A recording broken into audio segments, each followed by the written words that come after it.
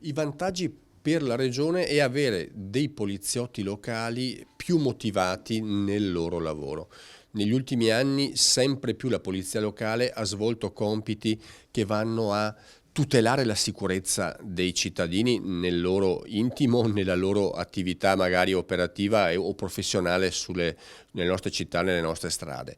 E dare maggiori garanzie agli agenti di polizia locale penso sia assolutamente dovuto, visto appunto anche la delicatezza di alcuni compiti che svolgono, specialmente nell'ultimo periodo. Quindi si intende spingere il Parlamento nazionale perché preveda per questo corpo di agenti, di persone che in molti casi collaborano o suppliscono anche l'attività di altre forze dell'ordine, un'equiparazione rispetto appunto ad agenti di Polizia dello Stato e Carabinieri, proprio perché avendo ormai dei ruoli abbastanza simili non possono essere trattati dal punto di vista contrattuale, professionale e previdenziale in maniera troppo diversa.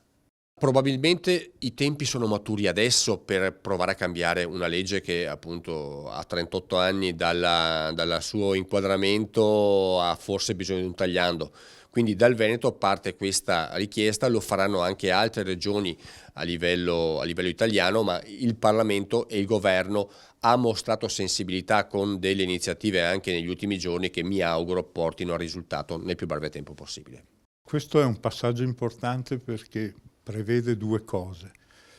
La possibilità di finanziare con un fondo separato il contratto della polizia locale nell'ambito degli enti locali, quindi non una cosa diversa, ma in quell'ambito avere la possibilità di organizzare contrattualmente, riconoscendo l'evoluzione, perché 40 anni fa non si lavorava di domenica, non si lavorava di notte. Oggi è normale, soprattutto nelle grandi città, che ci siano turni di servizio H24 365 giorni l'anno e come ha insegnato la triste vicenda in provincia di Vicenza qualche mese fa, non è che i criminali dicono no, tu sei poliziotto locale quindi non ti sparo, sparo a poliziotti e carabinieri. E quindi gli aspetti previdenziali sono importanti a fronte di lavori analoghi, pur nella differenza, ma oggi il criminale che influenza sulla sicurezza urbana non è tanto diverso dal criminale che fa altri tipi di reati. Il nostro problema è che tra l'altro i ragazzi in Veneto complessivamente fanno fatica a fare questo mestiere, perché lo trovano poco redditizio e soprattutto lavorando H24 il sabato e la domenica, molti ragazzi questa cosa non gli va bene, quindi dobbiamo trovare il modo di incentivarli. Tra l'altro con Regione stiamo facendo anche percorsi formativi molto interessanti, unificati in tutta la Regione, e la Regione ha finanziato anche per gli ufficiali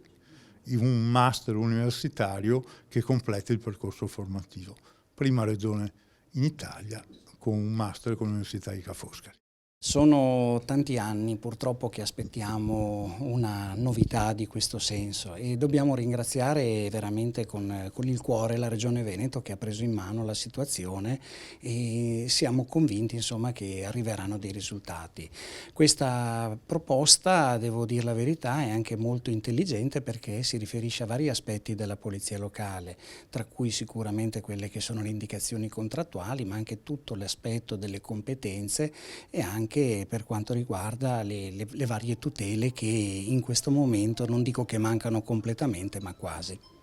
Quello che è bellissimo di questa proposta è il fatto che ci sia una risposta calibrata da parte delle sezioni che vengono individuate per quanto riguarda il salario accessorio. È chiaro che un comune di 3.000 abitanti non ha le stesse esigenze della città metropolitana di Venezia e quindi in queste sedi verrà data un'impostazione calibrata sull'esigenza del territorio e questa è la cosa fondamentale che può portare non è solo un compromesso, è proprio una rivoluzione per quanto riguarda noi perché è una risposta modulare a quella che è un'esigenza sentita da tutti.